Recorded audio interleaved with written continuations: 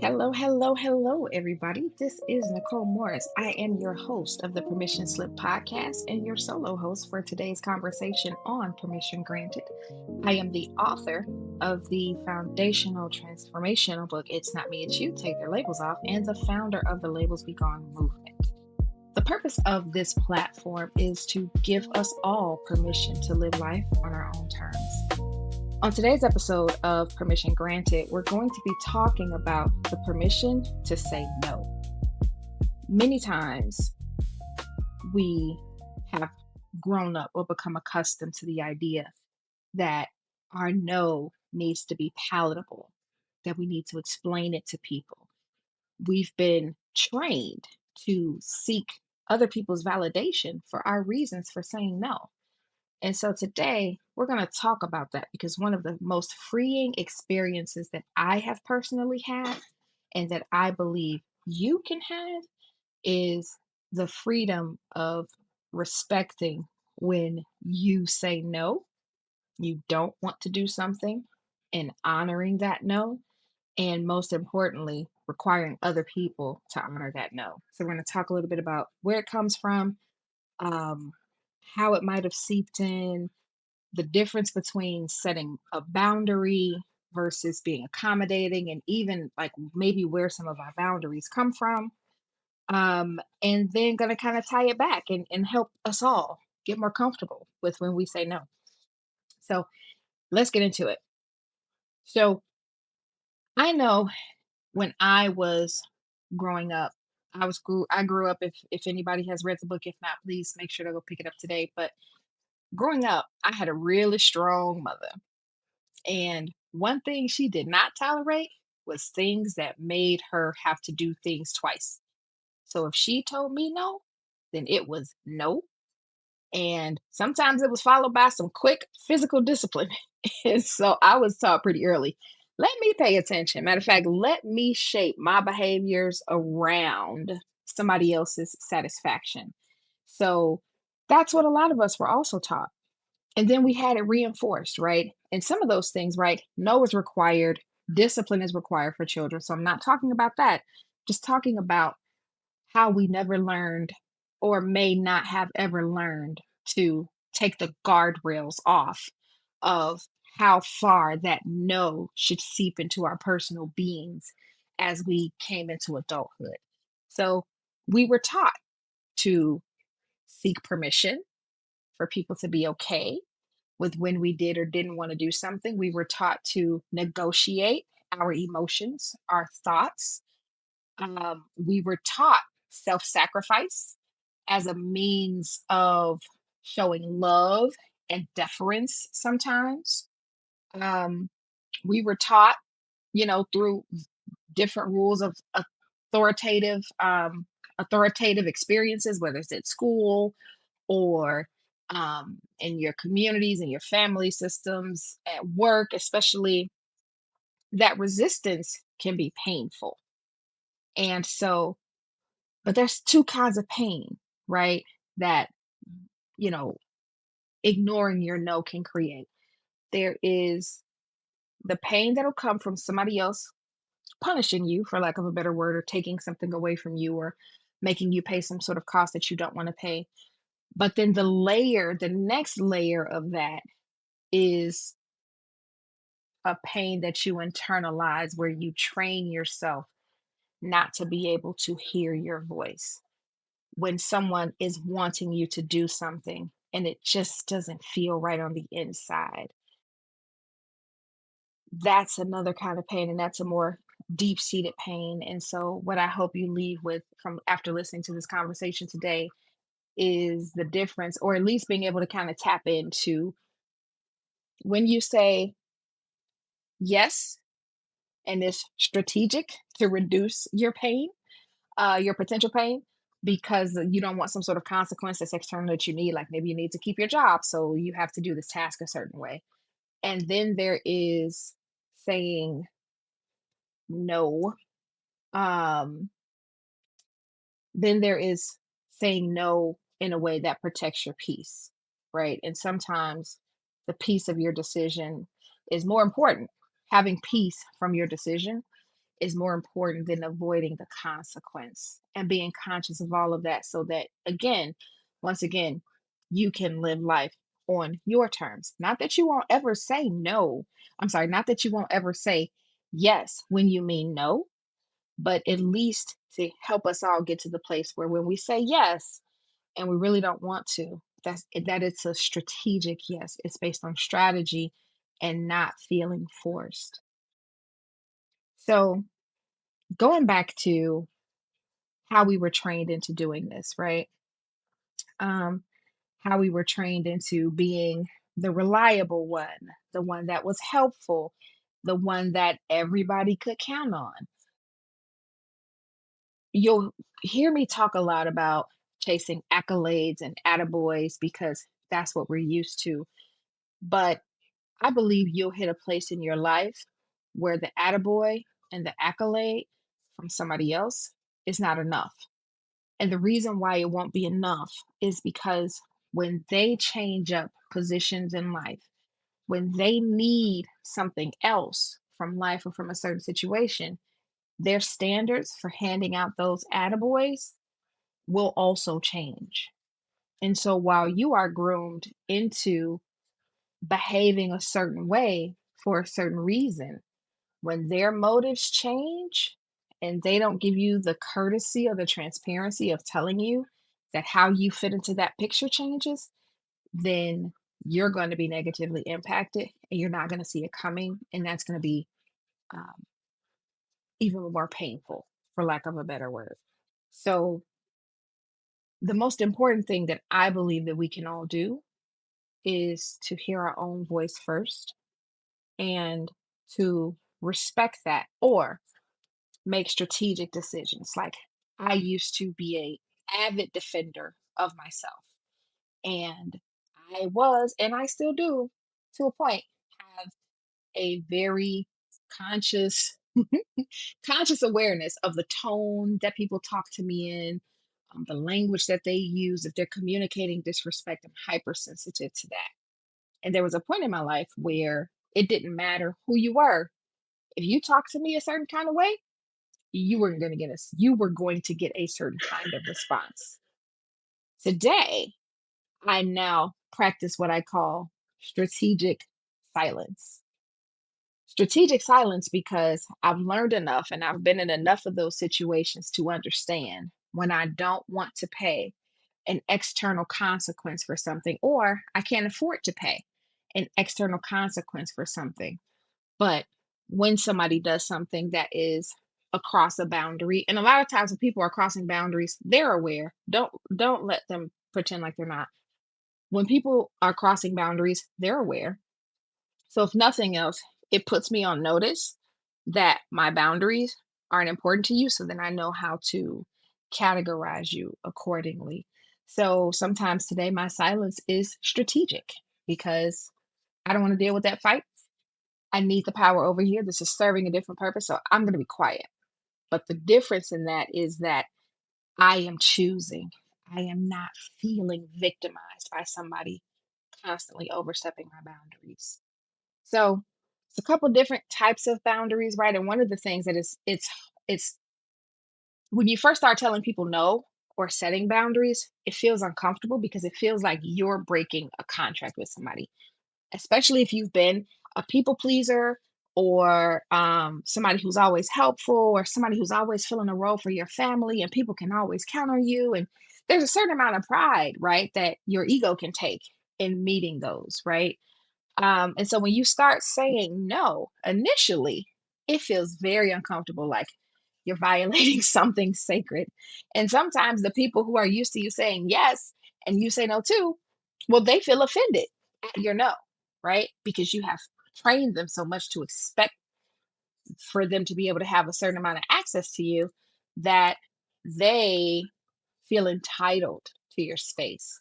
So when you first start saying no and setting those boundaries, it's unfamiliar, but it's not a rejection of them.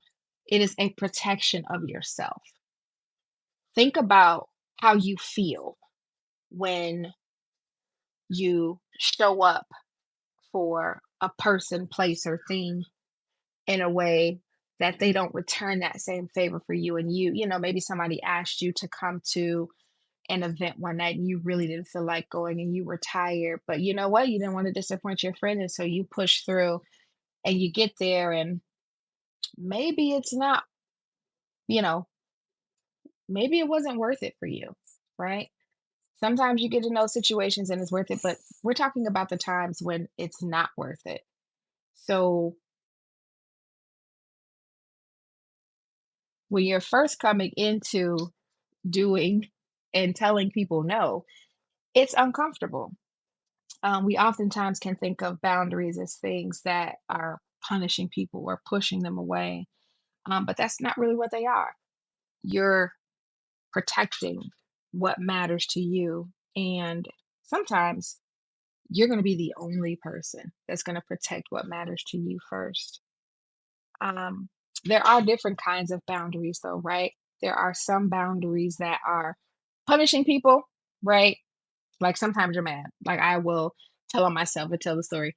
I used to set boundaries with people sometimes by blocking them, right? Blocking them on the phone. If we had a, I won't say if we had a disagreement, but if I didn't want to talk to you, it was usually a dating situation and I didn't want to worry about whether or not you were going to contact me or something like that again. I set a boundary and I blocked it. That was almost punishment, right? Because usually if I got to the place where I was blocking somebody, it was because I was angry. It wasn't necessarily a healthy response. Now, would I still do it today? Possibly, but there's a difference between a boundary that's a strong negative response to something and a boundary that is just healthy because you have understood who you are and you are saying yes to certain things, you are saying no to certain things. And it's important to kind of key in on the place from which that boundary is being asserted. I actually set a boundary with a potential vendor partner this weekend. They reached out to me because of the work that they see I'm doing. They reached out to me on social media. They have a lot of great accolades and people who they've helped under their belt. And they were opening up, having a really cozy, comfortable conversation. It was very nice. I could tell that they were authentic, but I also knew where they were going. And I just set a boundary with them and I said, hey, listen, I appreciate the authenticity in your outreach. However, I'm not in a position to take on more strategic advice at this time. Period. Full stop. Because I appreciated their approach, I left it open for them to follow back up with me at the end of the year when I'm planning for next year. And I may have more capacity to take on advice or take on different ways of doing things. But guess what? If I don't have the capacity to think about anything else at that time, I'm not going to talk to them then either. And I'm not going to feel bad about it. Why? Because I finally know my own voice. I know what works for me. I'm creating and honoring that space. And I'm actually being more productive because of it. When you start saying no, right, and it's uncomfortable, sometimes you can feel guilty, especially if you're dealing with people who remind you, right? Um, or they try to tell you, like, you're the only person that they have, or um, it's your responsibility. They say things or they do things to make you feel like you're the only one that can fill that gap. And you kind of can feel guilty about that. Well, I'm going to say learn how to sit with that because feeling guilty, it doesn't mean you did anything wrong. It just means you did something that is unfamiliar and the pattern is breaking. If you find yourself in those situations, what I would encourage you to do is after you sit with the guilt and let the moment pass, think about the positivity or tune in to how you feel after the moment has passed. And if you feel positively about your decision to set the boundary, then key into that and trust that instincts and trust that instinct and weigh the amount of positivity you feel against the amount of guilt you felt, and then decide which one was better for you. I'm almost willing to bet it's going to be better for you to feel the positive strength behind honoring your own voice as opposed to sacrificing yourself yet one more time for somebody who may have been manipulating you into feeling guilty. It's okay to protect yourself. Um, Sometimes when you say no, people will categorize you as selfish. So there's this whole conversation that's been going around of people trying to take the power away from the word being selfish or even from the thought or the category of feeling selfish. And so they'll be like, I'm selfish. I'm doing me. I'm this and I'm that. Once you get to a place where you have taken away the negative stigma of feeling like it's selfish to honor your own voice first, you won't even have to justify it with that. And then the word selfishness can take on the meaning that it really had, as opposed to people trying to take the power back from the concept of selfishness because somebody was trying to use that as a tool to manipulate them into doing something that they wanted them to do. Choosing yourself in the moment may be exactly what you need, and choosing somebody else in a moment may be exactly what you don't need. And if there's nobody else that can come back and fill up those spaces where you are, including the person wanting you to make the choice, then it's okay to leave them where they are. You're not responsible for them. And that's one of the hardest lessons to learn. Sit in the silence. A lot of times people are put off by uncomfortable silences. Sit in the silence. Let your no rest. Sometimes, um, especially when you're coming out of over explaining, you will give an answer and then you'll give a book about why your answer makes sense. Because what you're really communicating sometimes in that is, I'm saying no, but there's a yes available. If I give you all these excuses or all of these justifications, what I'm really doing is giving you permission and an opportunity to negotiate my no into a yes. And a lot of times we do that because we're not comfortable with the silence. Let the silence sit. Let the no hang without offering any justification. Uh, I have been told that I'm cold or I'm,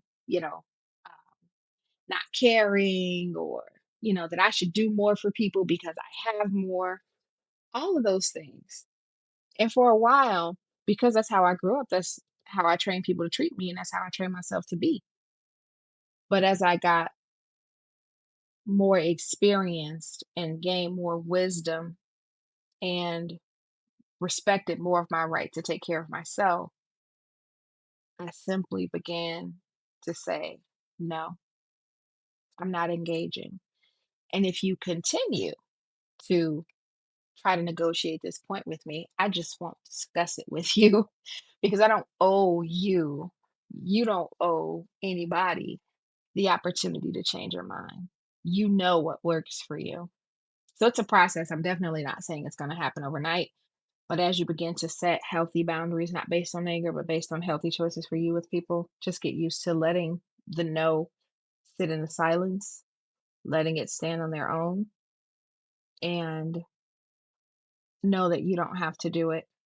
It actually, for me, when I used to not let the silence let the silence stand, when I used to not let the silence stand, me speaking in the dark, in the dead space of words was actually a control mechanism. I used to have thoughts in my head like, if I don't do it, then it won't get done. Or other people would say that too, right? Or you are in a situation where you know you're the answer and you feel an obligation to these people, but they don't treat you fairly.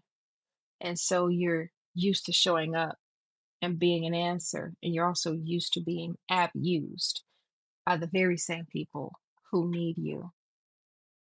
When I used to explain myself then, or even do the thing in spite of how I felt about it, it was a control thing. And I was committed to their outcomes. It wasn't even my outcomes necessarily. I wanted them to do well. I was playing some version of God. I won't say I was playing God, but I was playing some version of God. Today, when I assess situations, it is strictly based on what I know to be right for me in the moment. I'm not committed to the outcome. I don't care whether the thing happens or not at the point that I've said no, because I've decided that it's not mine to own, it's not mine to fix, and I'm not going to fix it. And I've also, like I talked about earlier in the episode, made an assessment that I'm okay with the external consequences. When I'm not okay with them, then I make a different decision. But I am making all of those decisions. Nobody else. And nobody's pushing me or bullying me or manipulating me into those things. It's a very powerful place to be. So if you guys remember um, the first conversation we had in the Permission Granted series was about stop explaining yourself. Hopefully, today's episode was a little bit deeper in terms of helping you see what it's like when you finally do that. Finally, stop explaining yourself and lean into it and lean into the process. No should not be a last resort. It should not be a crisis response. It should be a part of your everyday language. So hopefully you learn how to, or you start living in your capability to keep those healthy boundaries and keep those things that are not meant for you at bay. If you have enjoyed this quick conversation solo pod, please make sure to like, subscribe, share. Find us on all the major platforms. Visit us at labelsbegone.com to join our community. The site is being redeveloped, so I'm so looking forward to really articulating the purpose and the premise behind the brand. If you haven't already picked up your copy of It's Not Me, It's You, take their labels off. It is available on all major platforms where books are sold. Please pick up your copy today. We are moving up in the ranks for Amazon. I'm very happy about that. Our delivery dates are shortening. And so, thank you guys for all of your support. And until next time and until our next conversation, I will see you around. Thanks so much and take care.